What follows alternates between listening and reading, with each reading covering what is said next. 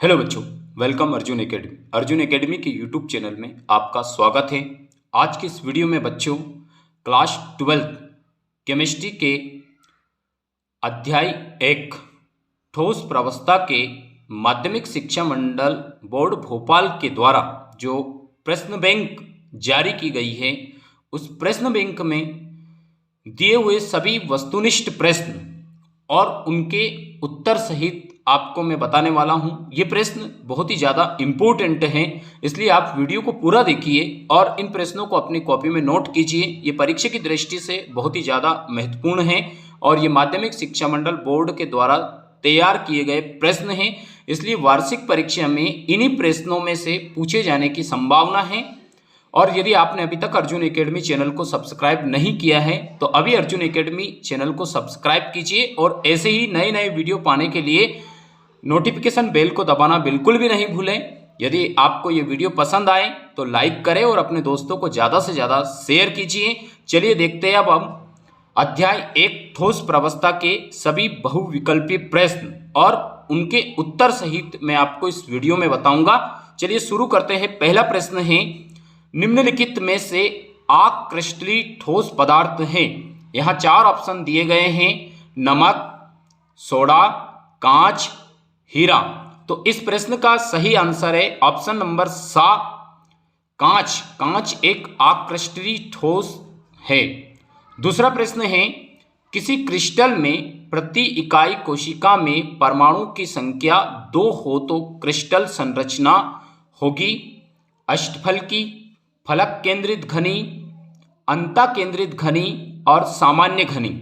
तो इस प्रश्न का सही ऑप्शन है ऑप्शन नंबर सा, अंता केंद्रित घनी। तीसरा प्रश्न है, निम्नलिखित में से सहसंयोजी क्रिस्टल है, नमक, सोडा, कांच और हीरा। तो इसका करेक्ट आंसर है हीरा। हीरा एक सहसंयोजी क्रिस्टल का उदाहरण है। चौथा प्रश्न है, किसी क्रिस्टल का ऋणायन द्वारा निर्मित रिक्ति में इलेक्ट्रॉन की उपस्थिति द्वारा जनित दोष कहलाता है। तो कौन सा दोष कहलाता है? फ्रेंकल दोष, शॉटकी दोष, रस समीकरणी दोष, एप केंद्र दोष। तो इस प्रश्न का सही आंसर है द एप केंद्र दोष। पांचवा प्रश्न है, निम्नलिखित क्रिस्टलीय पदार्थ जिसमें धनायन घनी संकलित संरचना बनाता है और ऋणायन रिक्तियों में उपस्थित रहता है, NaCl, CaCl, ZnS, CaF2। तो इसका सही आंसर है ZnS, जिंक सल्फाइड। और छठा प्रश्न है, एक फलक केंद्रित घन इकाई कोशिका में उपस्थित परमाणु की संख्या है। तो फलक केंद्रित घनी इकाई कोशिका में परमाणु की संख्या होती है 4, 3, 2, 1। तो इसका सही आंसर है आ वाला, 4 होती है फलक केंद्रित घनी इकाई कोशिका में परमाणु की संख्या। सातवां प्रश्न है, क्रिस्टल जालक की सूक्ष्मतम इकाई होती है, जालक सेल, इकाई सेल, सममिति केंद्र, त्रिविम जालक। तो इस प्रश्न का सही आंसर है बा ऑप्शन, इकाई सेल या इसी को यूनिट सेल भी कहते हैं। आठवां प्रश्न है, शुष्क बर्फ जिसका सूत्र है ठोस CO2 है, आयनिक क्रिस्टल, सहसंयोजी क्रिस्टल, आणविक क्रिस्टल और धात्विक क्रिस्टल। तो इसका सही आंसर है सा, आणविक क्रिस्टल। आणविक क्रिस्टल का उदाहरण है शुष्क बर्फ जिसका सूत्र है ठोस CO2। और 9वां प्रश्न है, CaCl में प्रत्येक सीजियम प्लस आयन का घेरे रहने वाले विपरीत आयनों की संख्या होती है। विपरीत आयनों की संख्या कितनी होती है? आ 4, बा में दा 6, सा में 8 और दा 12। तो इसका सही आंसर है सीजियम क्लोराइड जो है एक अंता केंद्रित घनी जालक का उदाहरण है। तो इसमें सीजियम का घेरे रहने वाला विपरीत आयनों की संख्या होती है 8। तो इसका 100 ऑप्शन करेक्ट आंसर है। और नेक्स्ट क्वेश्चन है, फ्रेंकल दोष के कारण आयनिक ठोसों का घनत्व बढ़ता है, घटता है, अपरिवर्तित रहता है या परिवर्तित हो जाता है। तो इस प्रश्न का सही आंसर है ऑप्शन सा, अपरिवर्तित रहता है। और 11वां प्रश्न है, क्रिस्टल जालक से एक धनायन तथा एक ऋणायन, ये एम है, एक लिखना है यहाँ पर, ऋणायन का स्थान रिक्त होगा कहलाता है आयनिक दोष, परमाणविक दोष, फ्रेंकल दोष और शॉटकी दोष। तो इस प्रश्न का करेक्ट ऑप्शन है सा, फ्रेंकल दोष। अब क्वेश्चन दूसरे में रिक्त स्थानों की पूर्ति कीजिए पूछा गया है। तो पहला रिक्त स्थान पूछा है, किसी तत्व या यौगिक में अशुद्धि की अल्प मात्रा मिलाने की क्रिया कहलाती है। तो किसी भी तत्व या यौगिक में अशुद्धि की थोड़ी सी मात्रा मिला देने की क्रिया कहलाती है डोपिंग, इसमें डोपिंग आएगा। दूसरा प्रश्न है, दोष क्रिस्टलों में पाया जाता है जिनमें धनायन का आकार ऋणायन से बहुत छोटा होता है। ऐसा कौन सा दोष है जिसमें धनायन का आकार ऋणायन से बहुत छोटा होता है? तो उसको कहते हैं शॉटकी दोष। इस रिक्त स्थान में आएगा शॉटकी दोष। तीसरा रिक्त स्थान है, NaCl में Na+ तथा Cl- की समन्वय संख्या होती है। तो NaCl में Na तथा Cl की समन्वय संख्या होती है 6। चौथा है, फ्रेंकल दोष के कारण पदार्थ में विद्युत चालकता आ जाती है। तो इसमें आएगा फ्रेंकल दोष। किस दोष के कारण पदार्थ में विद्युत चालकता उत्पन्न हो जाती है? फ्रेंकल दोष के कारण। और 5वां रिक्त स्थान है, प्लास्टिक, कांच, रबर आदि ठोस है। कैसे ठोस है ये? प्लास्टिक, कांच और रबर ये आकृष्टलीय प्रकार के ठोस है, क्योंकि इनकी जो रचनात्मक इकाई होती है वो अव्यवस्थित क्रम में होती है। तो ऐसे ठोस जिनके अवयवी कण या रचक कण अव्यवस्थित क्रम में होते हैं आकृष्टलीय ठोस कहलाते हैं। और ये सभी प्लास्टिक, कांच, रबर ये सभी आकृष्टलीय ठोस के उदाहरण हैं। 6वां प्रश्न है, ब्रावेस के अनुसार तरह के क्रिस्टल जालक होते हैं। तो इसमें आएगा 14 तरह के क्रिस्टल जालक होते हैं जिनको ब्रेविस जालक भी कहते हैं। और 7वां प्रश्न है, शॉटकी दोष के कारण क्रिस्टल का घनत्व हो जाता है। तो शॉटकी दोष के कारण क्रिस्टल का घनत्व कम हो जाता है, इसमें कम आएगा। 8वां है, किसी क्रिस्टल में उपस्थित धनायन तथा ऋणायन की त्रिज्याओं का अनुपात को क्या कहते हैं? तो किसी क्रिस्टल में उपस्थित धनायन तथा ऋणायन की त्रिज्याओं का अनुपात कहलाता है त्रिज्या अनुपात। 9वां प्रश्न है, कुल प्रकार के क्रिस्टल होते हैं। कुल कितने प्रकार के क्रिस्टल होते हैं? तो कुल 7 प्रकार के क्रिस्टल होते हैं। और 10वां है, ठोस धात्विक क्रिस्टलों में अवयवी कण रचक होते हैं। मतलब जो ठोस धात्विक क्रिस्टल होते हैं उनके जो अवयवी कण होते हैं, जो रचक कण होते हैं, वो होते हैं परमाणु या अणु। अब तीसरे प्रश्न में पूछा गया है, जोड़ी मिलाइए। तो आपको जोड़ी मिलाना है। इसमें आ और बा 2 कॉलम में ऑप्शन दिए हुए हैं, इनको आ वाले कॉलम को बा वाले से मिलाना है। तो मैंने यहाँ पर पहले से ही मिला रखा है। आ में पहला है विद्युत संयोजी क्रिस्टल। तो विद्युत संयोजी क्रिस्टल को आपको बा वाले ऑप्शन से मिलाना है। बा कॉलम में विद्युत संयोजी क्रिस्टल में प्रबल आकर्षण बल होता है। दूसरा है सहसंयोजी क्रिस्टल। तो सहसंयोजी क्रिस्टल जो होते हैं उसको आ से मिलाना है और इसमें सहसंयोजक बंध पाया जाता है। जितने भी सहसंयोजी क्रिस्टल बनते हैं उनमें सहसंयोजक बंध पाया जाता है। तीसरा है आणविक क्रिस्टल। तो आणविक क्रिस्टल जो होते हैं उनमें दुर्बल वांडरवाल्स बल पाया जाता है, इसलिए इसको दा से मिलाना है। और चौथा है धात्विक क्रिस्टल। तो धात्विक क्रिस्टल में आप सभी को पता है धात्विक बंध पाया जाता है, इसलिए चौथे वाले को सा से मिलाना है, धात्विक बंध से। और दूसरे नंबर पर इसमें जोड़ी पूछी गई है, चतुष्फल की संरचना होती है, तो इसको सा से मिलाना है।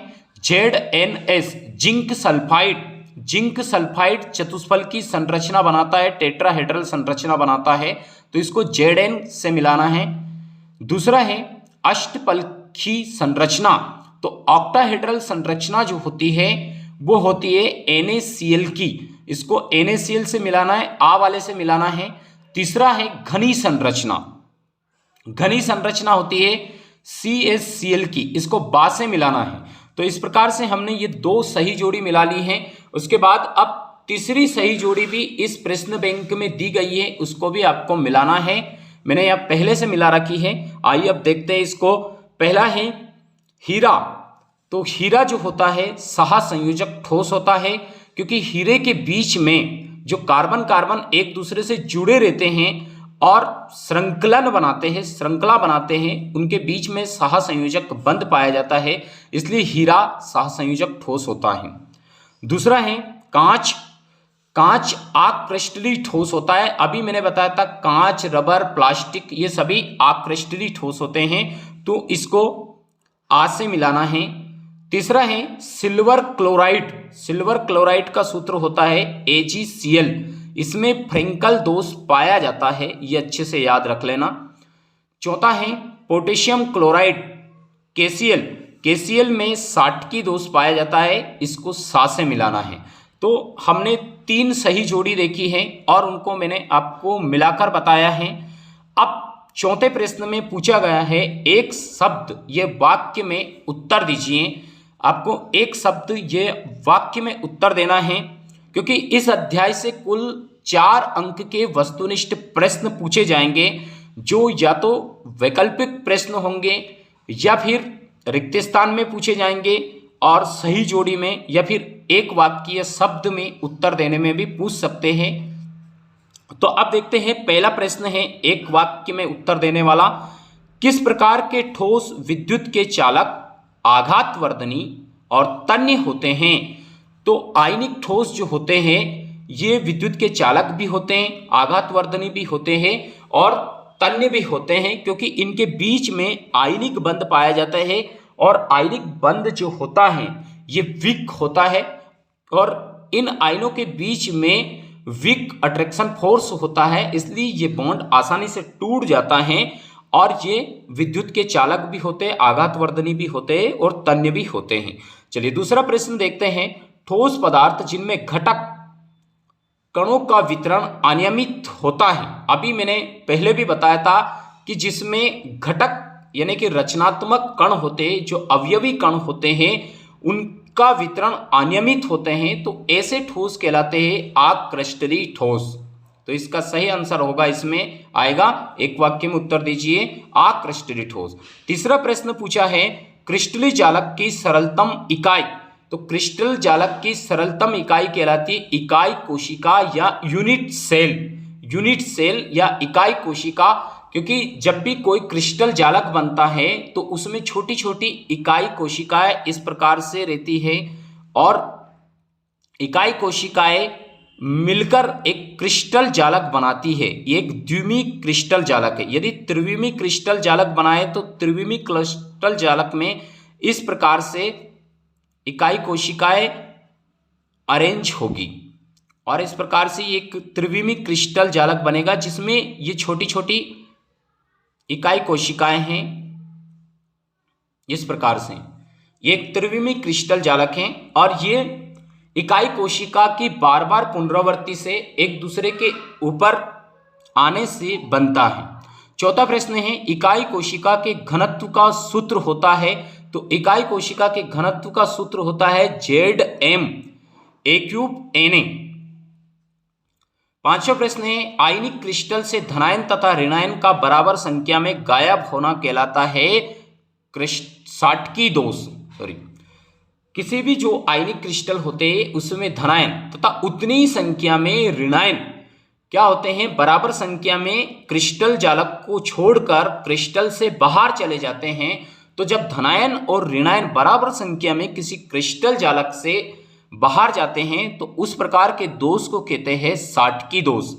छठा प्रश्न है कोई आयन विपरीत आवेशित जितने आयनों के संपर्क में रहता है वह संख्या कहलाती है समन्वय संख्या। तो कोई भी आयन जितने लिगेंडों से या विपरीत आयनों से घिरा रहता है वह उसकी समन्वय संख्या कहलाती है। जैसे कि मैं यहाँ पर ये एक कोई भी आयन बनाता हूं और इसके आसपास में 4 आयन लगा देता हूं इस प्रकार से, तो ये आयन अपने चारों ओर से 4 आयनों से घिरा हुआ है, तो इसकी कोऑर्डिनेशन संख्या, इसकी समन्वय संख्या 4 हो गई। यदि ये 5 से घिरा रहेगा तो इसकी समन्वय संख्या 5 हो जाएगी। और 7वां प्रश्न है, धनायन का अंतराकाशीय रिक्ति में जाना कहलाता है। जब कोई धनायन किसी क्रिस्टल जालक से उठकर अंतराकाशीय स्थान में चला जाता है, यानी कि क्रिस्टल से बाहर चला जाता है, और उसके बाहर जाने पर वहां पर जो खाली जगह हो जाती है, अंतराकाशीय स्थान बन जाता है, तो इस प्रकार से क्रिस्टल में जो दोष उत्पन्न होता है उस दोष को कहते हैं फ्रेंकल दोष।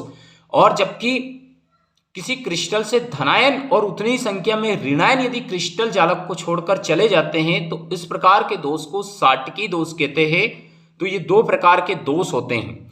8वां प्रश्न है, इकाई कोशिका जिसमें एक संगठक कण घन के प्रत्येक कोने पर तथा एक घन के केंद्र में होता है, तो ऐसे जो इकाई कोशिका होती है वो कहलाती है इकाई केंद्रित घनी सेल। इस प्रकार से जैसे कोई घनी सेल है जी, जिसमें कोई जो अवयवी कण होंगे वो घन के कोने पर होंगे, और एक घन के कोने पर 8 अवयवी कण होते हैं, क्योंकि घन में 8 कोने होते हैं और एक कण इस घन के केंद्र में होता है। तो इस प्रकार के घनी सेल को इकाई केंद्रित घनी सेल कहते हैं। 9वां प्रश्न है, त्रिविम जालक का वह सरलतम रूप जिसकी बार बार पुनरावृत्ति से क्रिस्टल जालक प्राप्त होता है उसे कहते हैं इकाई सेल या यूनिट सेल। अभी मैंने चर्चा की थी कि प्रत्येक यूनिट सेल जो होती है, इकाई सेल जो होती है, उसकी बार बार पुनरावृत्ति से संपूर्ण क्रिस्टल जालक का निर्माण होता है। तो हम ये भी कह सकते हैं कि क्रिस्टल जालक की जो सबसे सूक्ष्मतम इकाई होती है वो होती है इकाई सेल या यूनिट सेल, जैसे कि मैंने यहाँ पर बनाई थी। ये छोटी छोटी सेल जो हैं इन्हीं को यूनिट सेल कहते हैं और इनकी बार बार पुनरावृत्ति से संपूर्ण क्रिस्टल जालक का निर्माण होता है। अब अंतिम प्रश्न है, एक वाक्य में उत्तर दीजिए। 10वां प्रश्न है, इकाई कोशिका एक क्रिस्टल जालक जिसमें धन के कोणों के साथ साथ प्रत्येक फलक के केंद्र पर भी एक संगठक कण होता है, तो ऐसे घनी सेल को फलक केंद्रित घनी सेल कहते हैं। और किस प्रकार का होता है? ये इस प्रकार का होता है घनी सेल जिसमें क्या होता है कि घन के जो कोने होते हैं उस कोने पर तो जालक बिंदु होते ही हैं और उसके साथ साथ फलक के केंद्र पर भी जालक बिंदु होते हैं। तो घन में कितने कोने होते हैं? कुल 8 कोने होते हैं। तो इसमें कुल 8 जालक बिंदु कोने पर होंगे और कुल 6 फलक होते हैं। ये 6 फलक 1 2 3 4 और एक जो सामने दिखाई दे रहा है 5 और एक इसके पीछे का 6, तो 6 फलक होते हैं। तो इन फलक के केंद्र पर भी जालक बिंदु होते हैं। तो इस प्रकार के इकाई कोशिका या क्रिस्टल जालक को कहते हैं फलक केंद्रित घनी सेल। इस प्रकार से जितने भी फलक होते हैं उस फलक के केंद्र पर भी जालक बिंदु होते हैं। ये इधर वाला फलक हो गया बाया वाला और ये दाएं वाला फलक, ये दोनों आमने सामने फलक है। ये ऊपर वाला फलक है और ये नीचे वाला फलक है। और ये जो उस साइड में अंदर की साइड दिख रहा है ये उसके केंद्र में, और ये सामने वाला जो फलक है जो जस्ट सामने दिखाई दे रहा है उसके केंद्र में। तो इस प्रकार से इसमें कुल 8 और 6 14 प्रकार के जालक बिंदु होते हैं, जिसमें से 8 तो फलक के केंद्र पर होते हैं और 8 तो फलक ये घन के कोने पर होते हैं और 6 फलक के केंद्र पर होते हैं। तो इसमें कुल 14 प्रकार के जालक बिंदु होते हैं। तो ये फलक केंद्रित घनी सेल कहलाता है। तो इस प्रकार से हमने अध्याय 1 के प्रश्न बैंक में जितने भी वस्तुनिष्ठ प्रश्न माध्यमिक शिक्षा मंडल बोर्ड के द्वारा दिए गए हैं उन सभी प्रश्नों को डिस्कस किए और साथ में उनके आंसर भी मैंने डिस्कस किए हैं। तो उम्मीद करता हूं कि आपको इन सभी प्रश्नों के उत्तर अच्छे से याद हो गएंगे। अच्छे से और भी सीखने के लिए वीडियो को बार बार देखिए, 2-3 बार देखिए और अपनी कॉपी में इन प्रश्नों को नोट कीजिए और बार बार रिवाइज कीजिए। मेरी गारंटी है कि इन प्रश्नों में से आपकी वार्षिक परीक्षा में कोई भी प्रश्न बाहर नहीं पूछे जाएंगे, क्योंकि ये प्रश्न बैंक माध्यमिक शिक्षा मंडल के द्वारा तय की गई है, उनके द्वारा बनाई गई है, इसलिए अधिकतर इन्हीं प्रश्नों में से पूछे जाने की संभावना है। इन प्रश्नों को आप अच्छे से रिवाइज कीजिए और ऐसे ही और भी चैप्टर हैं, उन सभी चैप्टर के मैं अध्यायवार सभी वस्तुनिष्ठ प्रश्न जो कि प्रश्न बैंक में दिए गए हैं, साथ ही उनके उत्तरों की चर्चा करूंगा। और ऐसे ही नई नई वीडियो में मैं और भी वस्तुनिष्ठ प्रश्नों के अलावा जो भी 2 अंक में, 3 अंक में और 4 अंक में जो प्रश्न दिए गए हैं प्रश्न बैंक में, और साथ ही उनके उत्तर भी आपको बताऊंगा। इसलिए आप अर्जुन एकेडमी चैनल को सब्सक्राइब कर लीजिए और वीडियो को देखिए। यदि आपको ये वीडियो पसंद आए और इससे आपको ज़्यादा से ज़्यादा फायदा मिलता है आपकी वार्षिक परीक्षा को ध्यान में रखते हुए, तो आप चैनल को सब्सक्राइब करें, वीडियो को लाइक करें, शेयर करें, और कोई प्रॉब्लम होती है किसी प्रश्नों को समझने में तो कमेंट्स जरूर कीजिए। थैंक्स फॉर वॉचिंग दोस्तों, मिलते हैं ऐसे ही नए वीडियो के साथ।